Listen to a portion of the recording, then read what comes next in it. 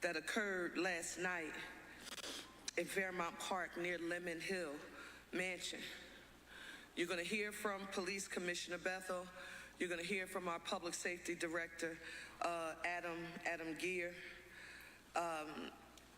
Shortly after 10:30 last night, shooting took place in Fairmount Park. 11 people were ultimately injured by gunfire. 2 people, a young man, 21, and a young woman, 23, ultimately perished from their injuries. 9 others were wounded, and all have been treated and are in stable conditions at area hospitals.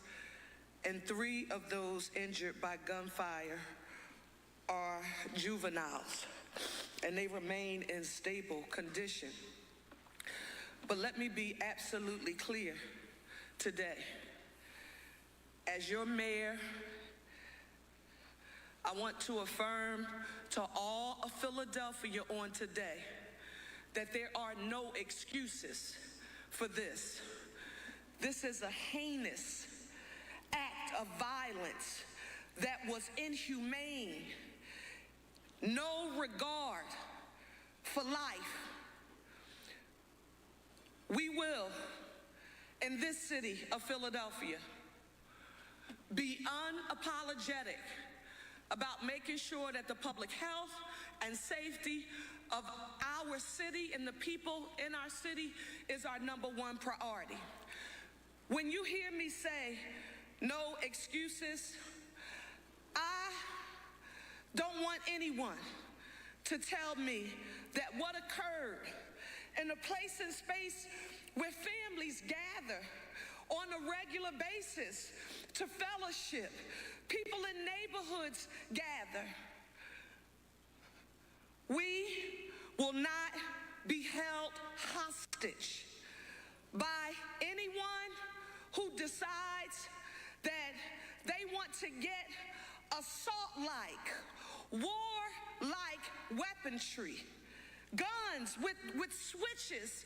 I hear the law enforcement officials, our police department, they're listening to video and they're listening to the shots being fired, and it's clear, that it's not a handgun. We talk a lot about controlling the flow of illegal handguns, across the nation, in the Commonwealth, and in our city. But this was wartime ammunition that was just opened on Philadelphians and those who are here in our city. I want you to know that I am unapologetic about publicly affirming that we will work with every federal and state partner that is necessary to ensure that those who are responsible are held accountable for their actions. I want to say to the Philadelphia Police Department, to the park rangers, thank you for doing your job to the best of your ability. But here, on today, there are no excuses for this. I want to walk through this for the benefit of someone, somewhere, somehow, attempting to find some words to explain away the cause for something like this. There are no words that you can employ to explain this. This is not normal, and we won't normalize the behavior here in our city. I want to talk about these guns for a second. The Philadelphia Police Department recovered 5,000 crime guns last year, 5,474 to be exact. They made over 2,000 arrests for firearms violations last year, 2,327 firearms arrests to be exact. How easy is it to get a gun illegally and or otherwise in our city? We know that they come in every way imaginable, but we as a city, and now I'm not talking about as a mayor, I'm talking about as a resident on a block. I'm talking about not just as a mother being concerned about my own child. I'm talking about mothers and fathers being concerned about young people who are living in circumstances that affirms for us that life for them is not a crystal stair. We have to look after each other. We have to find a way to not just make sure that we're taking care of our own, but we are all a part of a village. It's the greatest gift that you could ever ask for a person. When I was running for mayor, I'll never forget an interview. They said, Mayor, if there's one thing you could give the people of the city of Philadelphia, what would it be?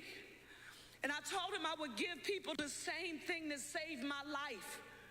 I would give them a connection, a connectedness to something that's bigger than them as an individual. We are doing it now in every way imaginable.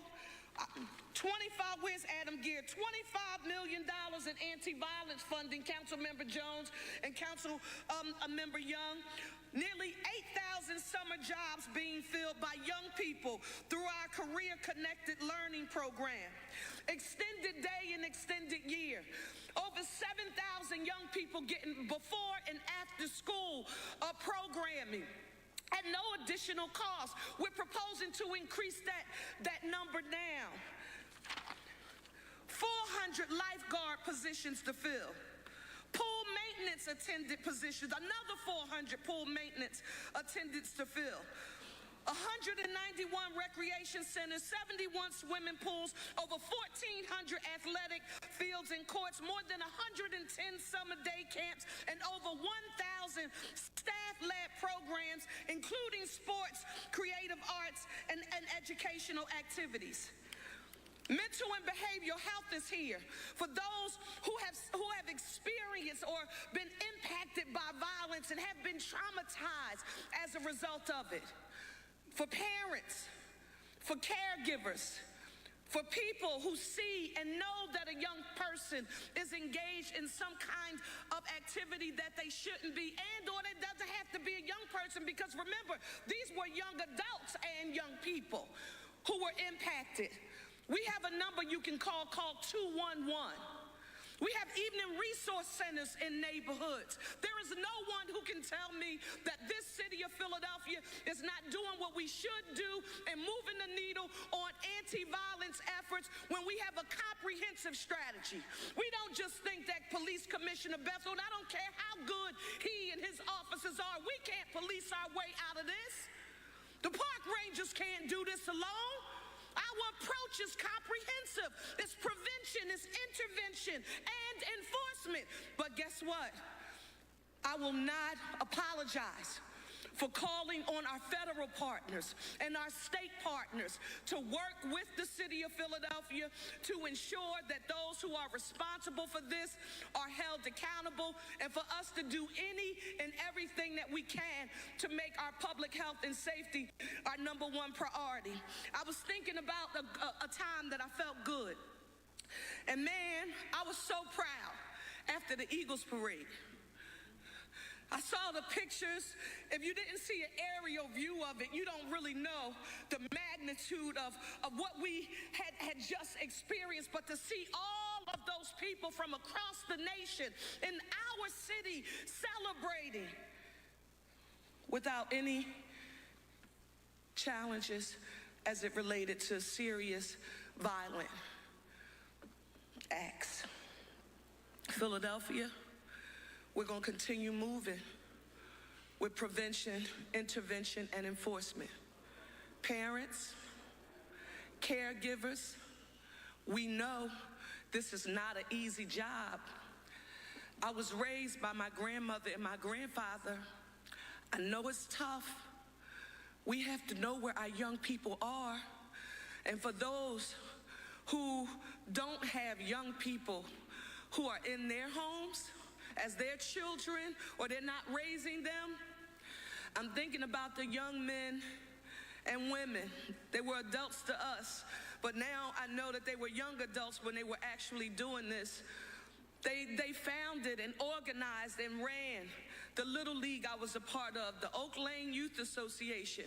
We need a collective, holistic approach to address this issue. And if there's anybody who's going to stand up anywhere in this nation, in this commonwealth, or in this city and tell you that if the city of Philadelphia would do just this one thing, of this would be over.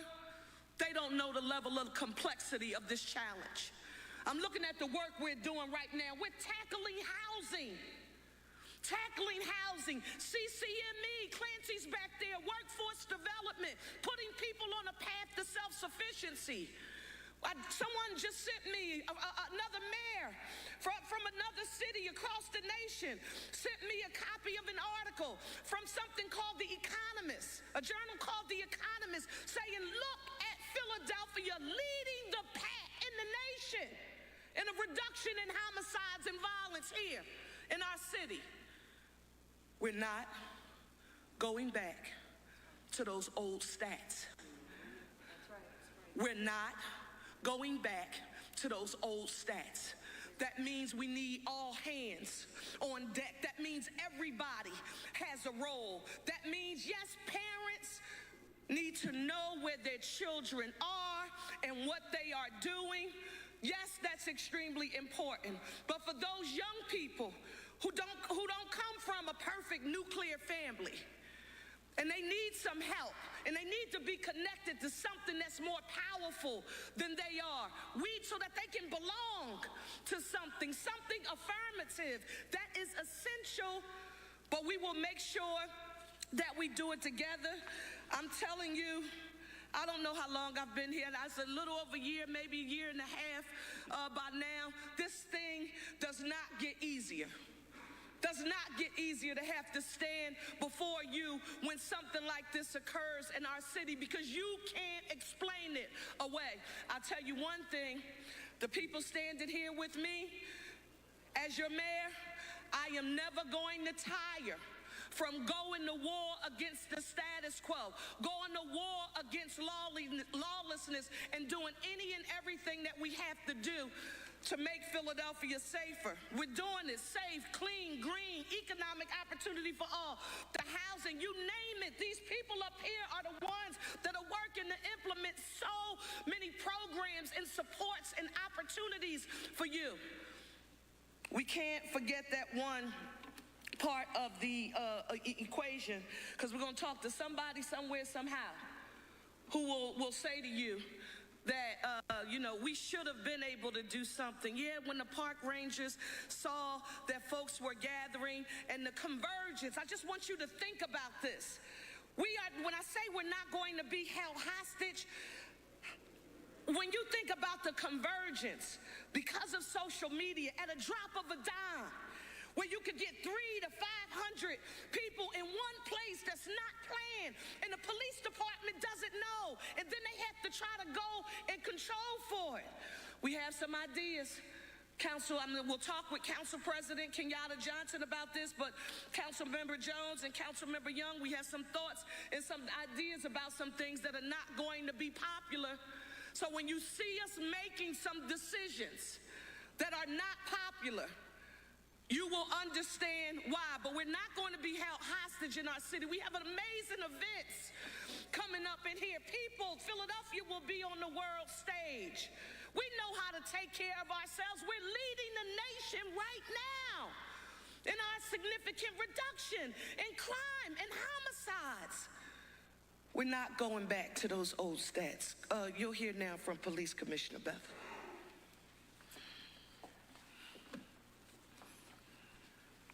I got to pause for a moment, let that sink in. I think the mayor's remarks, and I'll let them stand for themselves, and how incredibly I'm supportive of her, but her words, we are not going back, resonates with us back here, and we will not be held hostage. Just let me give you a recap of what happened yesterday, and from the time that happened, I was engaging with the mayor almost 12:30 at night this morning, but around 6 o'clock yesterday, the men and women, as you already know, we deploy for a myriad of issues that happened over the weekend. One of those, ATVs, car meetups, and most recently dealing with the issue around juvenile meetups, Broad CB Moore, different areas. So we prepare for that. We're also tracking through our intelligence and looking at social media to garner as much information to give us what's going on. There's some activity earlier in the day in certain districts that the men and women were able to dispel and keep moving. Around 6 p.m., the kids are gathering at Smith Playground over at 3500 Reservoir Drive The officers deploy out there. They're able to address that situation and move those young people along. Later in the day, around 8, a little after 8, around 8:15, 8:17, we received a call from our park rangers and an individual who lives at the site, and men and women respond over there. Have about 5 teams respond over there. They meet with the adults at that location on the hill. They agreed to start shutting down. That being said, we have quite a few individuals on location. Cars are parked everywhere in that area, so it takes quite some time. The officers moved to an outer perimeter to start to move the cars out of that area. We asked the park rangers to block the gate at the mansion, and things are going smoothly. The adults are agreeing, but there's a large number of juveniles now blended within the adults.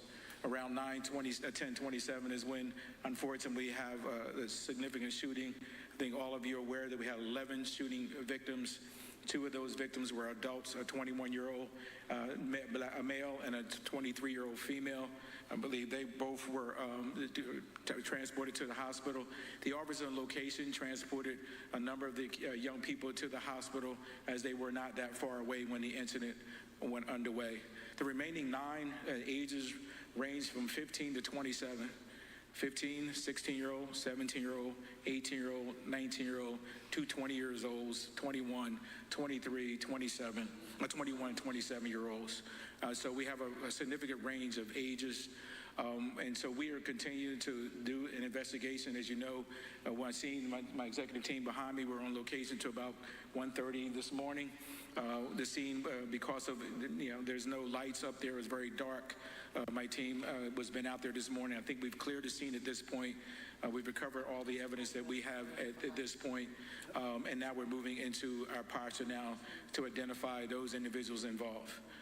So we do ask if anyone has any information, 686-TIPS, 215-686-TIPS, to give us any information related to this matter. And so that's what we have up to this point in the investigation. It will be a significant investigation. And unfortunately, we were here last year, as the mayor knew, out in the park around June 14th, when unfortunately we had a shooting out in the park. As a result of that, I've directed my team to increase our posture in the park. Starting this weekend, we will develop a deployment plan that puts us into the park, not to be going after permits and that type of activity, but more importantly, to keep up with the intelligence. Right now, the intelligence is coming through our portal. It's not fast enough.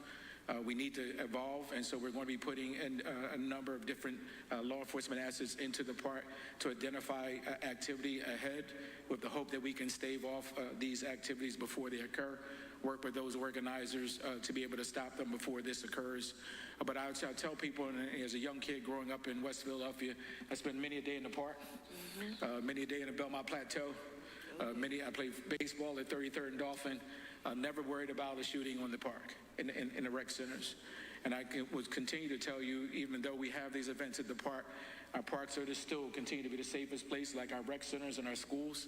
I know there's concerns about the Roots Picnic and Roots Picnic this weekend. We've always put a significant, it's different when you have an unprovoked, unscheduled, unplanned event, as we did this morning or last overnight. But we're going to the Roots with significant planning. Giselle Jones here, who oversees that work, we work collectively with her team to make sure that we have a significant deployment. We will take a look at our deployment and possibly do some additional enhancements. But the Roots Picnic has been a family event. It's been a safe event, and we feel confident. We're confident. I don't feel confident. We're confident that it'll be that way. I know there's going to be some concerns around FIFA for next year and being at Lemon Hill. We're going through a very comprehensive plan as it relates to that. Again, that will be a very structured, organized an event with a lot of strategies in place to avoid any of this negative behavior. And to the final point the mayor raised around our federal partners, we are now working as a result of this incident last night. Commissioner Benor, who runs over all the investigations, is working with our federal partners, the FBI, ATF, our marshals. It is a full court press to address the issues that happened last night. You heard the mayor say, I talked to my SWAT team. We're pretty confident, even though we don't have the weapon in hand, that a switch was involved. You cannot fire that many levels of bullets with such speed and time without it having some type of switch on it. That continues to be an issue for us in the city of Philadelphia. But as the mayor indicated, my men and women are continuing to go out there and make those arrests to take those guns off the street. So I'll stop there and I'll pass over to Adam Gear. Thank you, Commissioner. Yes, ma'am. Good afternoon. Ongoing this morning, the rapid response protocol from the Office of Public Safety continues in response to last night's incident. The following city services, primarily through our office being engaged now, are our Community Crisis Intervention Program. They are the lead for direct engagement for those affected, including the gunshot victims. The team is actively assessing the risk of retaliatory violence and intervening when necessary. In addition, they work closely with community leaders such as block captains, faith leaders, and stakeholders to support stabilization efforts and identify urgent needs in the neighborhood. We have our GVI team and our GVIJ program, which we launched under this administration. Several of the victims, several of those involved are juveniles. They will be assessed by our team to see if they are appropriate to be brought into that juvenile group violence intervention program. The Philadelphia Police Department Office of the Victim Advocate, who we work closely with, their VAO officers have provided victim identification and next of kin notification. They're also canvassing the 9th and 22nd districts to identify any other additional victims and assess immediate needs and impacted communities. Our Office of the Victim Advocate has provided direct crime scene cleanup services and is offering both short and long-term housing relocation support to victims and their families. The office also connects survivors with appropriate resources beyond its internal scope. Amir, who we have here present today, their leadership, upon receiving information from the VAOs, Amir will provide a wide range of needs. These include safety and relocation, access to food, clothing, transportation, support for property damage, as well as counseling and trauma-informed services. Now, while Amir is focused on group gun violence intervention, I'll just have you know they will stop at nothing. They will, if you need help, they will go. They were up there when tragically the plane crashed. Nothing to do with gun violence, but they're up there providing support to our communities. Town Watch Integrated Services is conducting a thorough neighborhood assessment to evaluate the strength of community support systems and identify existing resources and service networks. Faith-Based Affairs, Dr. Mary Palmer, Bishop, from our Office of Safe Neighborhoods, is identifying and engaging local faith-based leaders to promote healing and community solidarity. These leaders help build resilient support networks and offer emotional and spiritual care to those affected. And as the mayor mentioned, our 211 anti-violence hotline, 211 option 2. 211 option 2. Does not matter the time of day. You will get someone live speaking to you who has access and a list of all of the resources. No matter what they are, they will get you in contact and connect you to those services. I want our folks to know that. 211 option 2. Do not hesitate. May not be today, may not be 3 days, may not be 3 months until you feel like you need help. Or someone you know is exhibiting signs that you think they need help, that they are affected by something like this. Call that number and they will provide that resource to you. I want to echo what the mayor said. We are not going back. That's not the group of characters who I've gotten to know, who I'm working with, our community partners, our other city partners. We are not going back. I want the citizens of Philadelphia to know, as the mayor said, we will not be held hostage.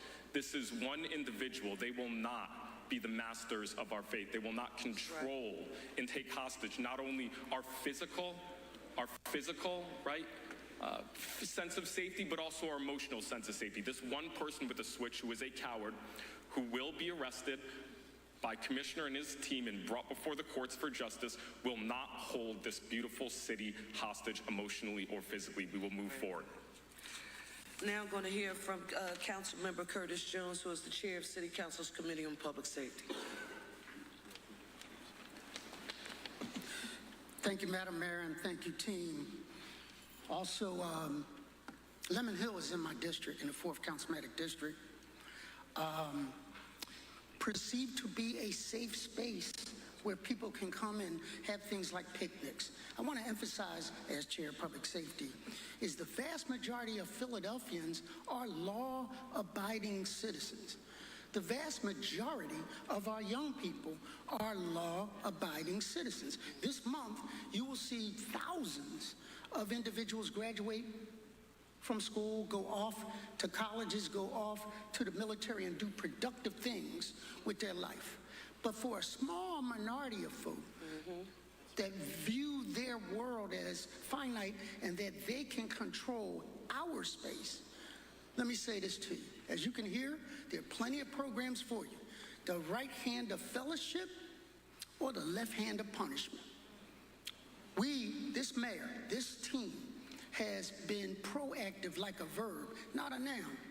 Every time we assemble like this, our mayor does something to move the needle along the line.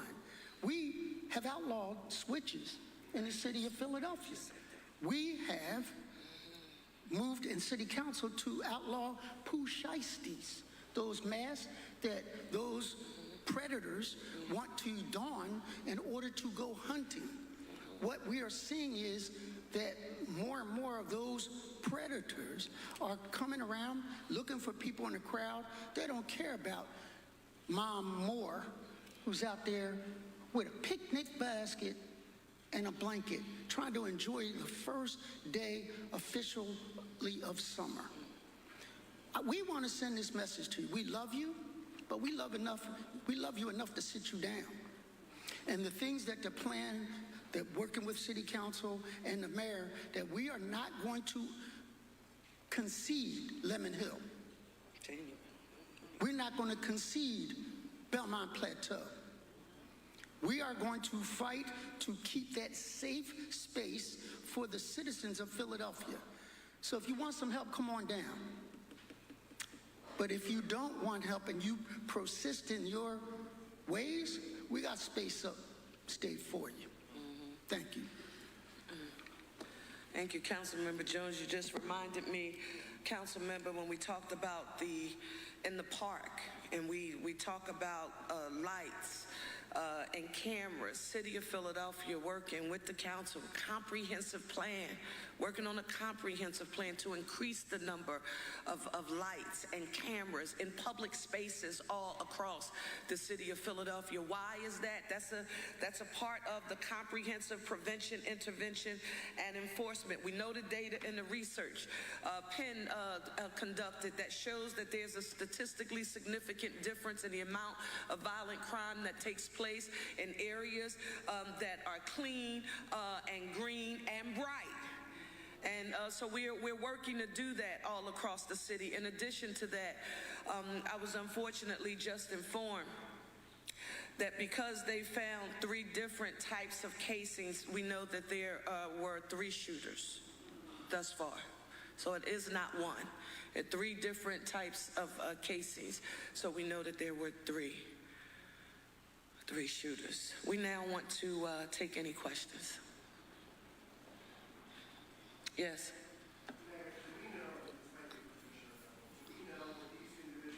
I'm sorry, where are you from? Okay, Brian, thanks, dear. Individuals who were shot, we know at this point, can we say they were targeted, or they just in the area while police were trying to figure them out? We can't specifically say that they were targeted at this point or not. I mean, we'll be able to continue to go through our investigation, but we're not able to tell you at this point till we go through an interview process with all of them to see if they were in fact targeted. We said there was a number of juveniles that started converging with adults. Do you know how many people? Yeah, the numbers have ranged. I mean, I've heard from anywhere from 2 to 3. That some people are saying 900. I think when you get folks into a space, it's hard to determine the exact number.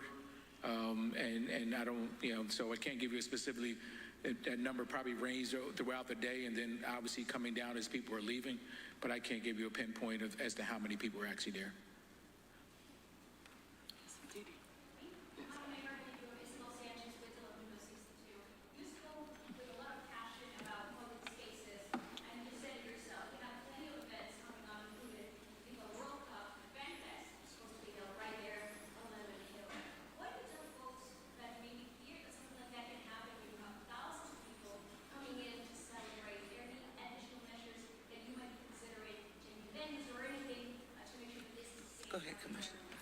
I think, as I heard, that I think we've demonstrated as a city when we have these large-scale events, our capacity to be able to meet that charge, whether it be the aftermath of the celebrations, whether it be even as the mayor described, it took 3,400 men and women to pull off the parade, and we brought assets from outside the city to do that.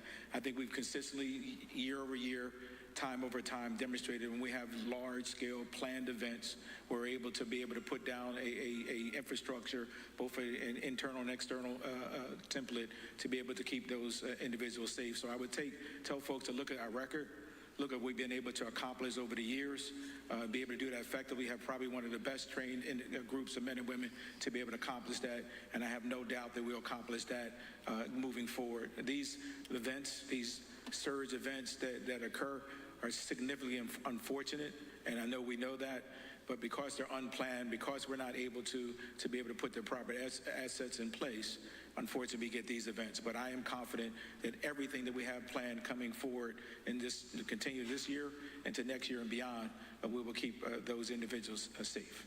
Thank you. I want to just follow up on your question because I think it was a good one. Commissioner Bethel talked about sort of the strategies that we employ where we have planned large-scale events. There is no other place that does it better than the city of Philadelphia. But you ring a bell when you talk about these gatherings that where folks converge as a result of a social media message. And it could be in 30 minutes, meet at a certain time, meet at. This is when we ask the parents and the caregivers in the homes to monitor the social media accounts of the young people they are responsible for. That becomes extremely important. Now, if you are a technical dinosaur like me, that may be a difficult thing to do because it's so many different vehicles and outlets and chats and rooms and ways that young people can communicate. If you need help, call 211.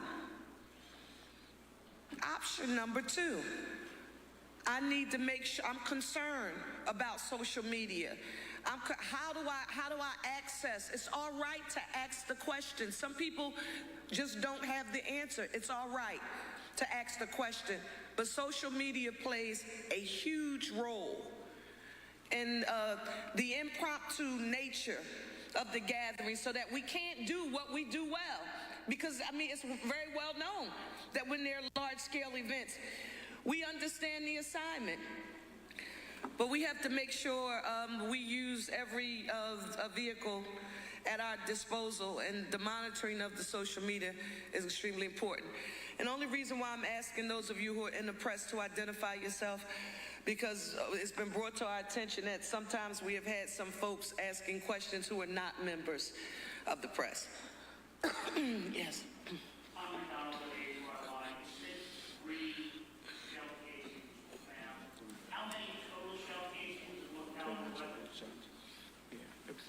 My team is telling me 21 FCCs were recovered. 3 different, that's correct. We won't we'll go through the investigation. It appears to be that to be the case, but we won't go any further than that. We're still sorting through that. There are folks out in the park. Those who know that space, it is always occupied by a host of families. So we don't know what happened as it relates to whether it started that way and then the kids just came there. We have to sort through all of that. Yes.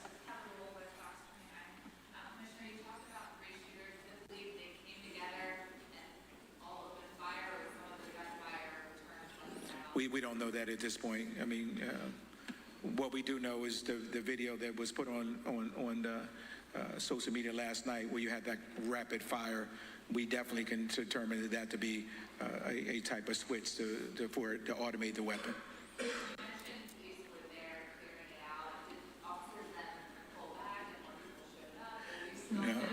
Yeah, we were in the act of clearing it out. We worked with our park team to close the gate. We're actively trying, but from what my team described, because of the folks have now parked their cars all up on the side of the space. So it's a little bit of challenge of clearing it out and getting them out.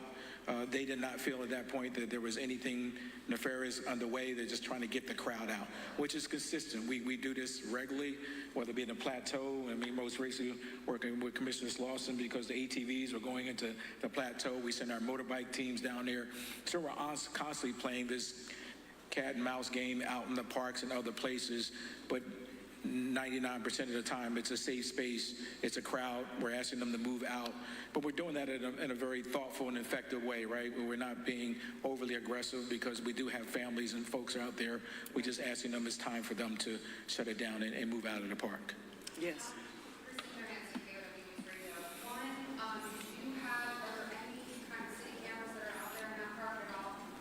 Well, I don't know, say specifically to the park, but that area we do not have cameras. And then the second is how close were police nearby? Were they kind of in the park at the time this happened, and how quickly did they respond? Yeah, from my records, they have about 75 to 100 feet away on the other side of the area where some of the media were parked last night in the roadway. They hear the gunshots, and as a result, they responded and they started taking those who've been shot to the hospital. I'm sorry, I need to just respond to that quickly. And I need to say this, because someone somewhere somehow, will say that if, a police officer was 75 feet away, the police department could have stopped this from happening.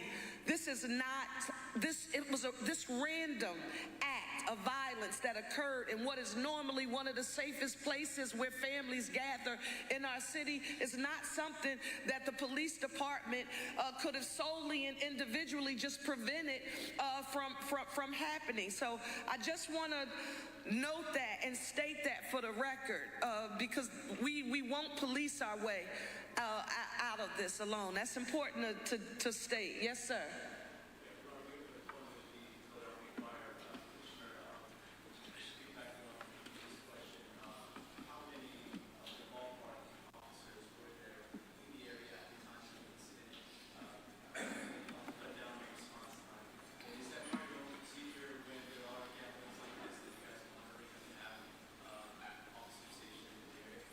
Well, I think, again, just to echo the words of the mayor, I mean, I'm not sure what you're asking. You're asking, what's your question? I'm not clear. So we have about 5 two-person teams out there, but we're talking about the park, right? I mean, we're talking about individuals engaging in Memorial Day celebration, and so the officers are not we're not there to be aggressive in the regards. We're just trying to pull the crowd down and get folks out of that space. But I don't know if it was about numbers. Clearly, when we look at the area where the shooting occurred, it was very dark, very difficult to see up into that space. And so it would be a challenge, even no matter what we did, it would be a challenge for us in there. I think the idea is that police are more on the scene, and somebody comes upon the group, and still fire. I think that's... Well, and I hear you. I mean, and those are, and unfortunately, you've covered many of those stories where there's individuals who just don't care, right? I mean, those folks who just don't care. I mean, there was, yes, you would think that when folks knew that police were very close by, even though they weren't on station, that they would not engage in this type of activity.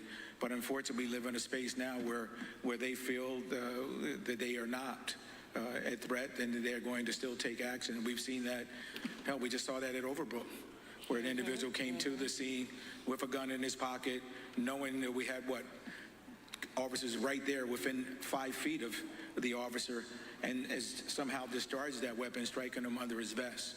And so we've seen time and time again where individuals do not heed the fact that police are there and still will engage in this behavior. And those are the challenges that we deal with, and those are the challenges we're going to face. Is there any insight into that question? What sparked the shooting? Was there some sort of feud or fight that you guys flagged? No, we'll go through. I mean, listen, we got to remember, when we have this number of people come together, Some come, depending on who hosted it, but we'll work through that. Maybe just as you remember last year, when we had the incident where the young lady was killed, it was because someone was either jealous of what they were doing. And so when you have that level of convergent behavior, you have conflicts across the city, and now A sees B, unfortunately, is on.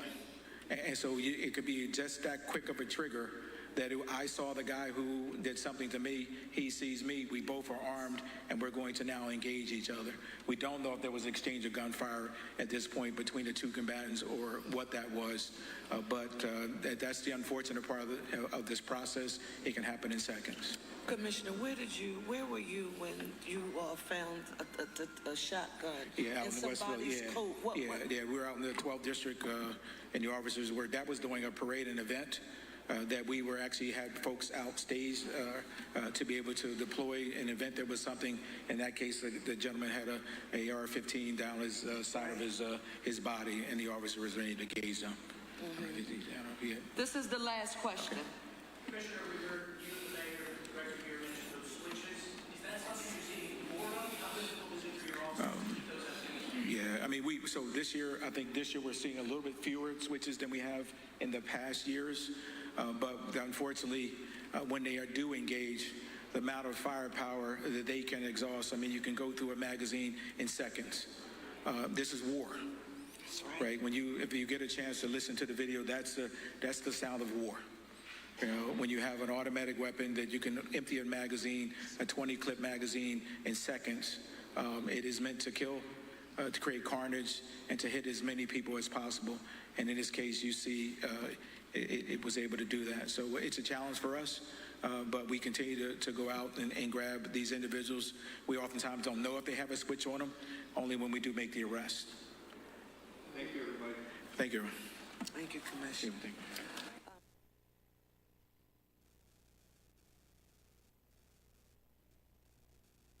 Magistrat et responsable police ensemble avec commissaire et également de councilman du côté de Philadelphia City qui étaient au même réunis pour capable fournir des détails sur l'assassinat qui est hier soir dans la ville là. Et madame nan li mécontent de ça qui passait et li demande des parents pour contribuer dans le travail que responsable doit faire au niveau City Philadelphia pour capable la population sécurité qu'elle besoin pour vaquer à activité. Au Pstars FM radio télévision qui te gain update ça pour n'a tourner puisque n'a vu ça qui a passé du côté de Canada également King Charles le bois dans le cadre d'une cérémonie qui a marqué entrée en fonction premier ministre et puis également le Parlement canadien n'a venu avec d'autres informations.